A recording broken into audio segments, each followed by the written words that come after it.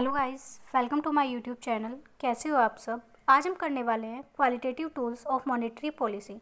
Last में हमने quantitative tools को देखा था, इसमें हम क्वालिटेटिव को देखेंगे।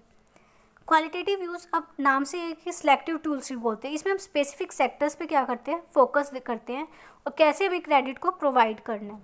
तो फर्स्ट है मार्जिन रिक्वायरमेंट।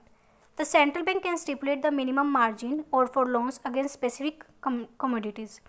मतलब सेंट्रल बैंक क्या कर सकती है कि आपको मिनिमम इतना मार्जिन रखना होगा जब भी आप कोई क्रेडिट या लोन प्रोवाइड करते हो। तो उस पे बेस पे क्या होता है, जो मनी सप्लाई को कंट्रोल किया जाता है, अगर वो जो मार्जिन है वो ज़्यादा प्रोवाइड करेगी। अब सपोज़ हम लोन ले रहे हैं तो हमें सिक्योरिटी देनी होती है।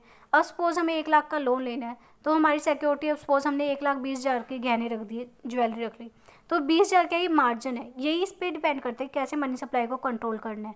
अगर हमें ये मनी सप्लाई ज़्यादा बढ़ानी है तो इस मार्जिन रिक्वायरमेंट को हम कम कर देंगे कि हम सस्ते दामों पर लोन देंगे।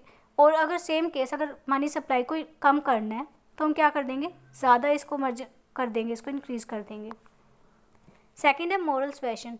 The central bank uses persuasion and informal request to encourage commercial banks to adhere to its policy direction, asking them to lend more to priority sectors like agriculture और SME। मोरल सुएशन मतलब pressure करती है central bank जो है commercial bank को कि आप in sector को ज़्यादा लोन क्या करो, प्रोवाइड करो। लाइक एग्रीकल्चर में ज़्यादा आप लोन प्रोवाइड करो, या स्मॉल मीडियम एंटरप्राइजेस हैं कि स्टार्टअप्स में ज़्यादा फोकस करो कि इनको ज़्यादा लोन दो आप।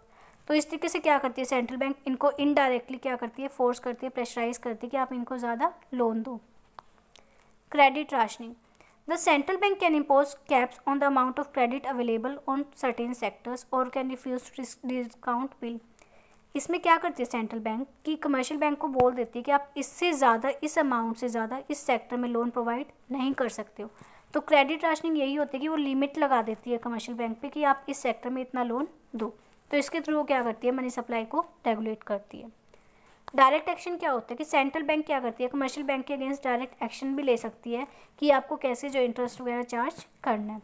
तो यही थे हमारे क्वालिटेटिव टूल। आई होप आपको समझ में आए होंगे। Thank you.